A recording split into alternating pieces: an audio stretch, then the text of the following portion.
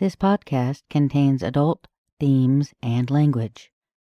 Okay, so there's going to be some sexual discussions and bad words. You have been warned.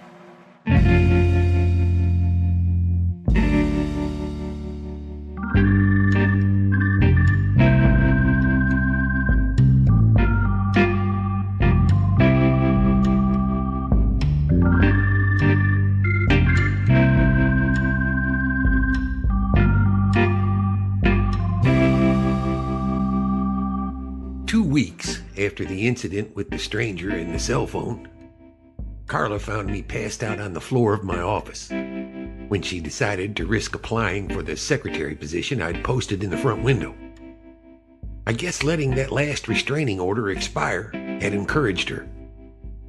I tend to go through secretaries pretty quickly. Anyone qualified to do what I need done isn't always amenable, in the long term, to what I can afford to pay. And it's not exactly a position that affords an opportunity for career growth. When Carla couldn't rouse me, she'd called an ambulance, a move that really torqued my engine when I came to in the emergency room, hooked to a bag of IV fluid. When I tried to yank the tube out of my arm, Carla swatted me in the face with the magazine she'd been reading during my 4-hour slumber. Leave it. A harried nurse popped her head through the curtain. Cropped brown hair, no makeup, stern visage. Good, he's awake. See if you can get him to drink this. I don't have time to be hovering over another bender. She shoved a bottle of Gatorade at Carla. No problem. I worked in a daycare once. Getting kids to drink their juice was my specialty. Carla yanked the curtain back into place. I'm not drinking that shit. Oh, you're drinking it. Even if I have to climb up there on that bed with you, straddle your hips and pour it down your throat. I threw the sheet off and realized I wore nothing beneath the hospital gown. Please tell me you undressed me. That'll be the cherry on this fuck of a Sunday. Carla chuckled. No, I didn't. I prefer my men just shy of a coma when I undress them. She pointed to my discarded clothes and said, I did note that you were going commando based on the absence of underwear in that pile. Bold choice, Morno, bold choice. Now, be a good boy and drink this swill so we can get the hell out of here. One fully consumed Gatorade earns you a future blowjob. How about that? She shoved the bottle an inch from my face. I pushed her hand away. Damn it, woman. I'm not interested. I'll take the Gatorade and blowjob. The curtain separating ours from the next cubicle slid open to reveal a chubby older man, similarly hooked up to an IV and wearing a hospital gown. His glassy eyes were cheerful, his smile genuine, and his almost bald head sported a comb-over that clearly wasn't ready to surrender the dream. Before either of us could answer, the nurse re-entered and silently checked my IV bag. Hey, where's my Gatorade? Oh, now you want to drink it, huh, Barney? The nurse asked, not bothering to look at him. She squeezed the almost empty bag. If it comes with a BJ, I'm on board, Barney said, licking his lips, twin earthworms wriggling beneath a bulbous nose. The nurse finally favored him with eye-to-eye contact. I'm not sure what planet you live on, but I have a hard time imagining anyone willing to wrap their lips around your disgusting pecker. Hey, be nice. I wasn't crazy about Nurse Ratchet's bedside manner. Nice isn't in my job description. Neither is dealing with 2 drunks all Sunday afternoon when I've got a waiting room full of real patients. But we can thank the state of our healthcare system for that, can't we? She slid over to check Barney's IV bag, then noted something on one of the armful of charts she was juggling. Interesting.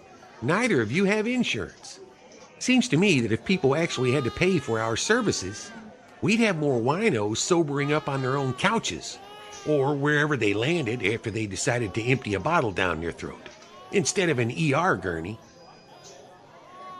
Hey, I didn't ask to be here, and I'm happy to leave. I grabbed my pants and tugged them on, yanking off the hospital gown. I was anxious to put some distance between me and the woman who was clearly disgruntled with her career choice, and determined to make sure every one of her patients knew that, but for their presence, she'd be sitting at the nurse's station, gabbing with her co-workers about the newest American Idol contestants, rather than tending to the needs of people whose damage didn't rise to the level required for her to give a damn. When I turned around, Carla was pulling one of the charts away from the nurse. She ripped the top page in half and grabbed her pen, scribbled an address and telephone number on the back, then shoved them both back at the nurse. Here you go, Sunshine. Send me his bill. Hell, send me Barney's too. I'll pay him. But you know what? You might consider treating the patients like you're paid to do. And leave the fucking commentary for talk radio. When I yanked out my IV line, Barney instantly did the same with an ingratiating air of solidarity. Carla grabbed her purse. Hungry? Dinner's on me. For me too? Yeah, you too, Barney. If we can find you some pants. Carla pointed to the dimpled ass poking out the back of his hospital gown. I'm pretty sure that shirt and shoes required doesn't mean that pants are optional.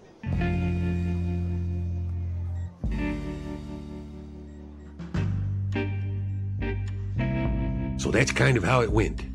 How Carla slid from insufferable stalker to the ingratiating irritant sitting in the passenger seat of my car, scribbling on her notepad. Make a note to call Vale Realty. Find out the status of the house, any recent activity, potential buyers. We need to know why Mrs. Bell was living there. Also, get a list of her co-workers at Deckard's Cleaning Company so we can set up interviews. We need to stop by the hospital and find out about his status, next of kin. Run down some family to interview.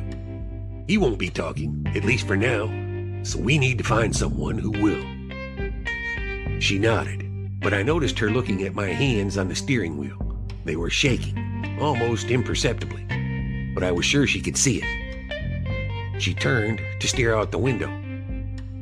Can we get a drink? She left a few seconds of silence between the subterfuge and pretext, then turned to look at me and said, I'm on my period. I've got cramps. I shook my head. Nobody ever taught you about need-to-know information, did they? 10 minutes later, we were at the Meanwhile, home of the watered-down cheap draft and moderately edible $5 half-pound burger. But the steaks are great, and the bartender keeps a couple bottles of my favorite scotch on hand, so I have nothing to complain about. The Meanwhile is a long, narrow space that was once a diner. The wall opposite the bar houses a row of semicircular booths with green cushioned seats and low-hanging lamps over each table. Scuffed wood floor, walls painted brown with green trim, a kitchen off the back, and to the left of that, a small recessed area with 3 more 2-seater booths across from a payphone. Carla sat in the booth next to me, listening to my side of the conversation as she took a swig of beer, then started on her steak. So we're looking at a week then. With my cell phone burrowed between my shoulder and ear and a hand wrapped around my drink, I motioned to the bartender for another. Yeah, fax the report to my office when it's done. I'll have Carla send you what we've got. I snapped the cell phone closed, my backside rising slightly off the booth as I straightened to slide it into my pants pocket. Lash wants a copy of it, I began, but she was already talking over me. I'll type up everything and send it to him once we do those interviews. Like I said, ingratiating irritant.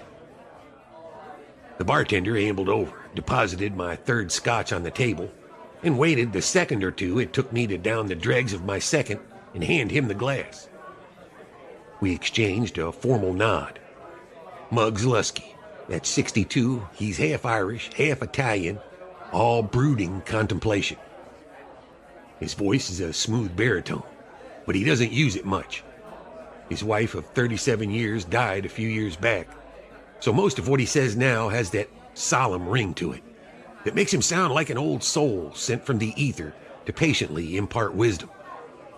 He's a better man than I, and I suspect his aim is to one day save me from something we both know I don't think I need saving from. Still, we're friends.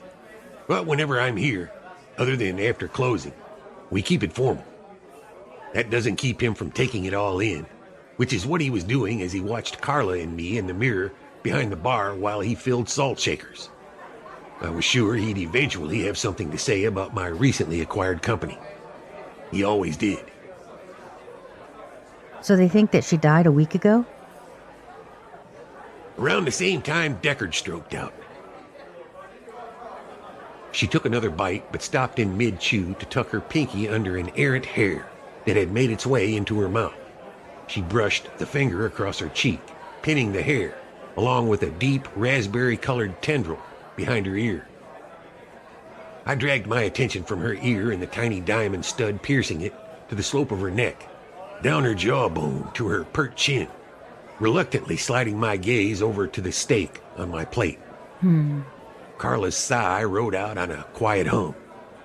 I assume you'd rather just eat than listen to me bitch about how you need to eat until you finally cave, so how about we just agree to skip over that part? Carla took another bite of her steak. I put the drink down and lit into mine like a man on a grudging mission, quick and dirty. Slow down there, cowboy. We don't need a repeat of the Barney incident. I don't think that was as much about my Heimlich prowess as it was divine intervention. I'm convinced that old Barney walks with the gods.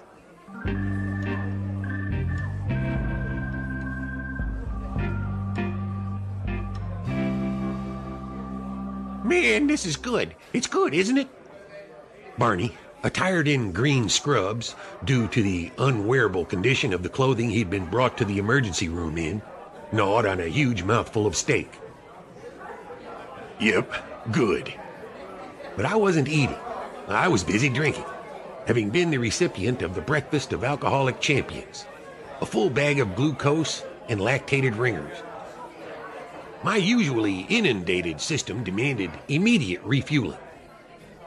Carla's enjoyment of Barney's enthusiasm dissipated as she watched me motion silently for another drink. Woman, don't. I pointed a finger at her. I've seen that look, responded to it more times than I cared to ponder. You want to sit with me and sup? You're going to need to paint your face with another expression. If that requires some time in the John and the assistance of CoverGirl or Maybelline to make that magic happen, so be it. I have no available space in my general proximity for critiques of my lifestyle. I'm an alcoholic, a happy alcoholic. I am as fond of the drink as you seem to be of the eau de toilette. If we can let each other be, things will tick along much more smoothly. Deal? Carla bit her bottom lip. We both knew I had opened the door a crack, but I'd slam it before she could wriggle her way inside if she didn't shove her foot between the door and the jamb. I suspected she was working on a plan to do just that. She had that look about her, and the woman was damned good at wriggling. Barney took a break from his sloppy mastication to lean in close, his nose inches from her breasts. He sniffed loudly, then once more, deeply, appreciatively, before tilting his head to look up at her. I think you smell good. Real good. Carla's eyes widened comically, and she scooted a few inches away from him. Well, thank you, Barney. But, for future reference, I'm going to need at least 12 inches of personal space between us, at all times. Barney nodded innocently and returned to his steak, shoving a dangerous portion into his mouth. Carla turned her attention back to me. All right, detective, we've got a deal. No more alcohol commentary. But just be sure to let me know when that next wave of happiness rolls in, so I can memorize your accompanying facial expression. I sure wouldn't want to confuse it with constipation or an impacted bowel. Barney's shoulders bounced up and down as he chewed his pound of bovine flesh and suppressed a bout of laughter. I held up my glass, took a deep swig, and then slapped on a gargantuan, base-altering parody of a smile. See? Happy. I'm a veritable font of happiness right now. Barney dropped his cutlery and grabbed his throat. Shit! I knocked over my glass as I jumped up. Carla shoved the table away from the half-circle booth and climbed behind Barney, wrapping her arms around his waist just below the sternum. With her hands clasped into a knot, she jerked upward a couple times. Barney's face turned redder. Carla squeezed him 3 more times, groaning with the effort. Hey, Barney! I barked, smacking him in the head. Spit it up! I have to admit, my course of action was far less refined than Carla's. But a hunk of meat instantly ejaculated from Barney's mouth and ricocheted off the table, landing on the floor. Muggs and the handful of other bar patrons didn't even have time to react. It was all over in 30 seconds. Ooh, that was close. I think I saw the light. Is Liberace dead? If not, he's got a doppelganger at the pearly gates. He wiped back delinquent strands of his comb-over, which had sagged onto his forehead during Carla's tender ministrations. Geez, Barney, manageable bites. Didn't they teach you anything in preschool?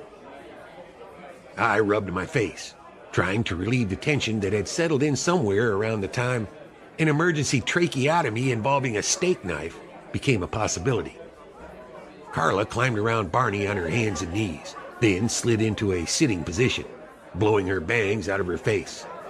Thank God I wore pants today, or that would have been unseemly. She looked over at me. I'm also partial to going commando. When we got reseated, Muggs delivered 2 beers and a glass of scotch, which we tipped in unison as we stared straight ahead, trying to come down from the just shy of dire moment we'd shared. Carla finished her beer and set it down on the table with a thud. So, Morneau, if I can stifle the urge to constantly remind you that you're exploiting your liver like a sweatshop owner does his horde of 12-year-old Asian girls, can I have the job? She smiled broadly, foot firmly wedged between the door and jamb. I type 142 words a minute, according to Mavis Beacon. Oh, damn it, woman. Barney took his last bite of steak and tossed the fork onto his plate, muttering around the mouthful. You two are like Bogey and Bacall. If Bacall had bigger boobs, and Bogey was between barbers. Easy, Barney. Alliteration should be sprinkled, not spewed. Carla met my gaze, and we silently acknowledged one of the many things we'd yet to discuss. The reason I hadn't written another book since the 7th in a series of crime novels published 3 years earlier. I felt the need to put a period on the end of the sentence that was a constant unspoken question on her lips. So I said, I used to cut my own hair, then I gave up. It cut into my drinking time. To her credit, Carla raised an eyebrow but said nothing.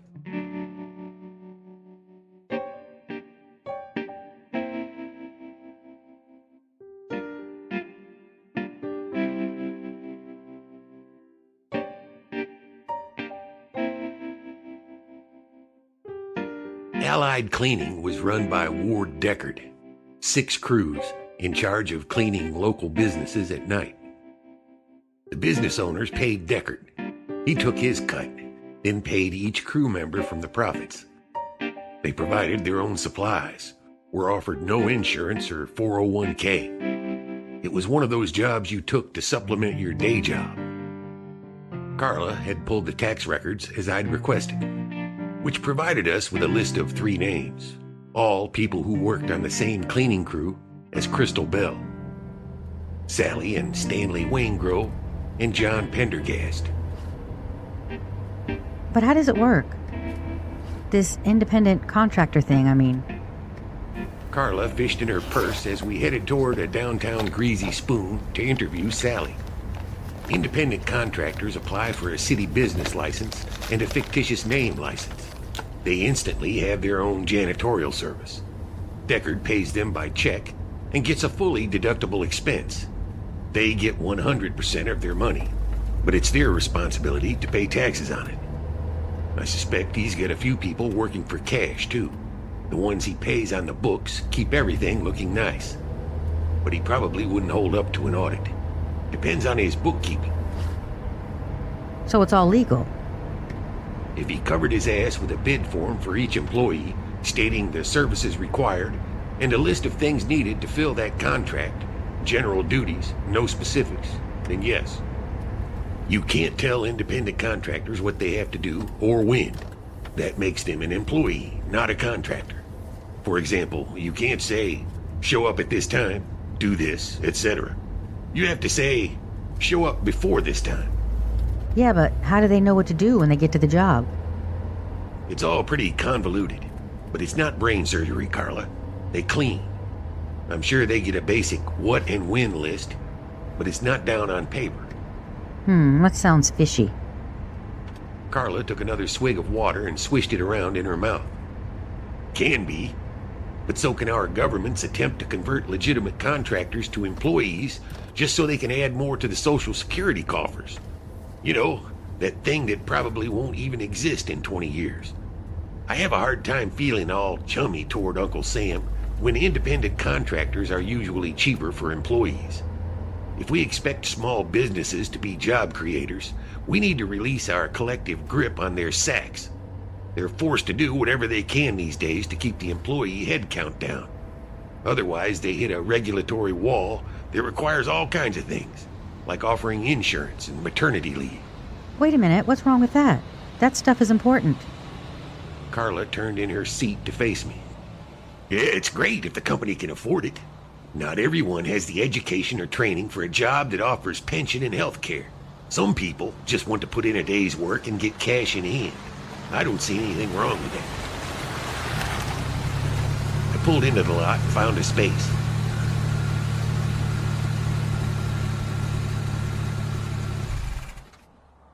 Inside the diner, I asked the first waitress I saw if we could speak to Sally. She pointed to an overly tanned woman with a cotton candy mass of bleach blonde hair, pulled into a ponytail with a severe bump teased at the crown of her head. One look at Sally Wainwright told you she was the type of woman for whom the phrase, rode hard and put back wet, was invented.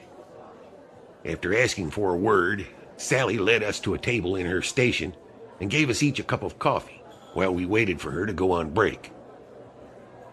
15 minutes later, she sidled up to the table with a glass of iced tea in her hand and slid into the booth next to Carla.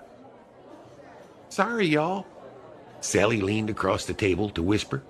That last guy, regular customer, horrible tipper. I don't know how much longer I can do this job. Customers, you know. Pain in my ass. But it's not just a customer service thing. I'm a 52-year-old woman sidling up to menopause with the grace of a cat launched down a slip and slide by way of a shuffleboard stick. Her garishly pink lips were a lot thinner than her lipstick application would have you believe, and her large gold hoop earrings were constantly in motion, because she had a habit of tilting her head from side to side as she spoke. Really? 52? I wouldn't have... I started, but had not a chance in hell of finishing. Sally clucked like an impatient hen. Oh, honey, I appreciate that I'm hormonal. I can't remember my own name half the time. These hot flashes are going to end me, and we won't even talk about the gas, all right? But I sure didn't expect my naughty bits to be humming like a tuning fork 18 hours a day once I started going through the change. It's weird, considering most of my life I've been kind of apathetic about sex. Her tone tended to leave an implicit question at the end of each sentence, for no other reason than she wanted to make sure she was being heard. I knew the type, and disliked her immediately. Sally was dark orange, which is usually a color that makes me wary. But she had so many other colors running through her, I couldn't pin her down. Red, brown, spots of yellow. She was kind of a muddled mess. I always thought it was because I like women as much as I like men, and my pheromones were having a goddamned identity crisis. They aren't sure when they're supposed to fare and when they're supposed to moan. Know what I mean? Anyway, my ninny is hopped up on Red Bull and ready to rumble most of the goddamn day. And that's the part my Stanley says makes up for how I'm a bitch most of the time. She lowered her voice to a whisper again. Like last week, when we were going at it doggy style, okay? I vainly struggled to swallow the coffee that remained in my mouth while making sure the stuff that had already gone down the wrong pipe stopped coming out of my nose. Sally pulled a wad of napkins from the dispenser and helped me wipe up the mess as she continued.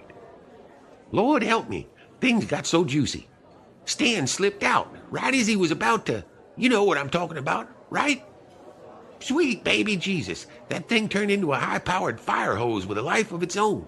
We were scraping that stuff off the ceiling and walls for weeks. It dries like spackle. Did you know that? During her diarrheic bout, Carla's smile had broadened, while my eyebrows incrementally closed in on one another, cinching tight across my forehead. I'm sorry, y'all. I'm a classic oversharer. It's 'cause I'm an open book, you know? But you probably don't want to hear about me and Stanley. So what can I tell you about that poor girl, Crystal? Sally, where are you from originally? Carla flipped open her notebook and tapped her pencil on the blank page. I shot my assistant a raised eyebrow that barely covered my silent but implicit, "Woman, what do you think you're doing?" I thought I detected a slight twang. Doesn't sound like you're from around here. When I gave her the eye, Carla put her palms up and shrugged. What? I got a thing about accents. I'm always trying to place them. Oh, well, we moved from Georgia around, let's see, right about 2007. Stanley had a job with GM, worked at a plant in Doraville, but he got transferred.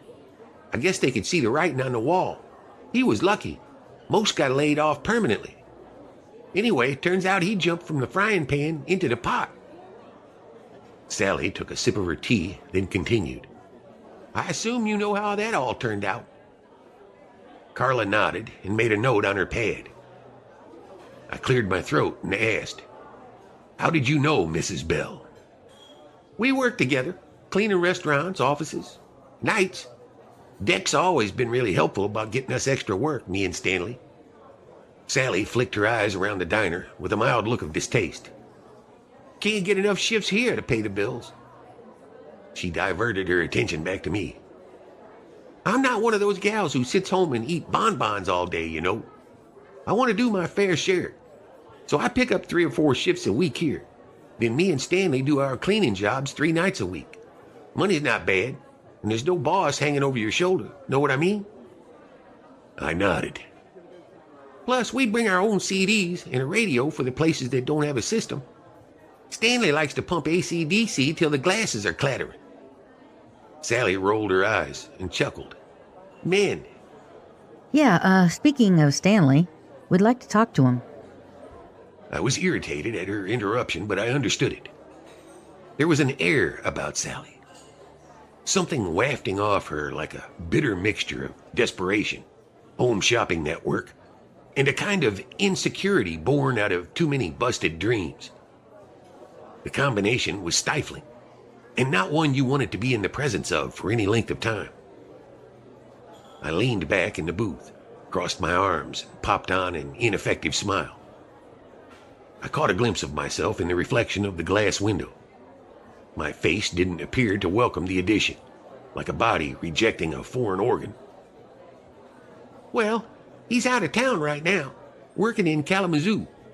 He'll be back tomorrow afternoon. You could come talk to him then if you want.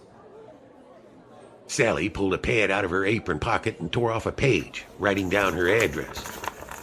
Come on out after 5, maybe. Stanley usually gets in around noon, but he'll probably want a nap. After the drive, you know. I'll have some beer on ice. Sally smiled broadly. It'll be nice having company.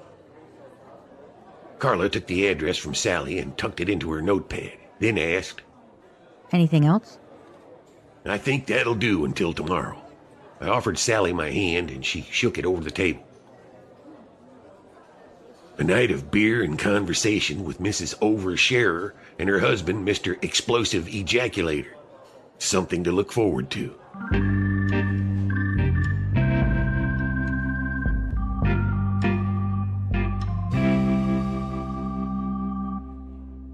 When we got back into the sedan, Carla immediately started in on me.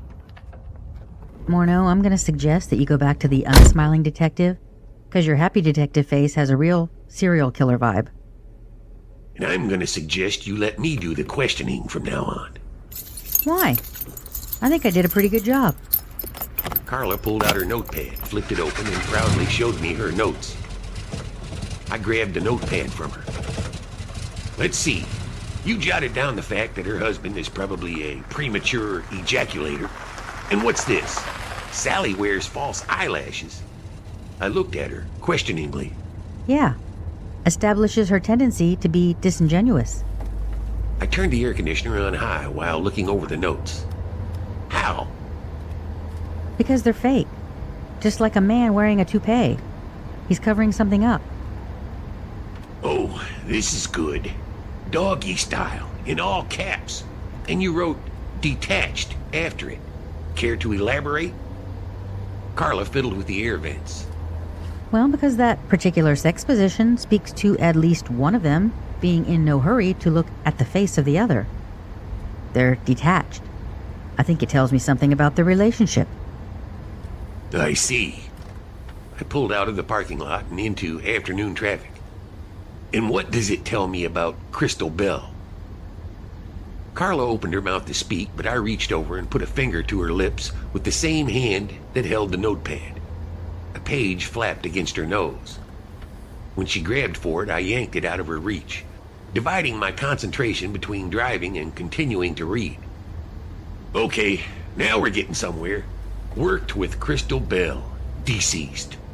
I can't dispute the validity of that pertinent bit of info, which we already knew when we walked into the place. But I'm wondering why you didn't ask anything about the deceased herself. Like what? I tossed a notepad into her lap. Oh, I don't know. What kind of person Belle was? Was she a good worker? Did she show up on time? Any problems on the job? Her relationship with Deckard? Anyone who might have had an axe to grind? Did she know if Belle had any friends? Did she and Belle get along? Did they socialize out of work? And you think Miss False Eyelashes and Pheromones is going to give us the most honest information about those things? You ask, okay? The answers you get always tell you something. You find out they're lying. That tells you even more about them. Okay, fine. So I missed a few things. One or two. I turned to give her what I hoped was a stern look. Next time, and every time thereafter, I do the talking. When you were so busy flirting with her, I thought I should jump in. What? If what I'd been doing with Sally was flirting, I was definitely out of practice. Oh, give me a break. You've got a God-given set of pipes that make you sound like Sam Elliott with a 2-pack-a-day habit doing a sexy pirate impression, and you blatantly exploit it at every opportunity. Really? 52? I wouldn't have thought you were a day over 40, Miss Sally. Please, do tell us more about how Stanley speckled the bedroom with his liquid love. She sounded like the Cookie Monster. Jeez, I was just trying to establish a rapport, making nice, ingratiating myself. I was waiting for her to wind down. I get the distinct impression Sally doesn't have a wind-down setting. Anyway, if I was doing such a bad job, why didn't you interrupt me? Would have looked unprofessional, Carla, like the goddamned Keystone Cops. Detective Kurt Bellamy would have interrupted. I'm not Detective Bellamy. Well, since we're on the subject of Detective Bellamy... Carla was trying to slide her foot a little further over the threshold, but I wanted to make it clear I hadn't invited her in. We're not. We won't ever be on that subject. Nor do I care to saunter up to it, or tiptoe around it. That subject is not up for discussion. Are we clear? Yes, Detective. Crystal fucking clear.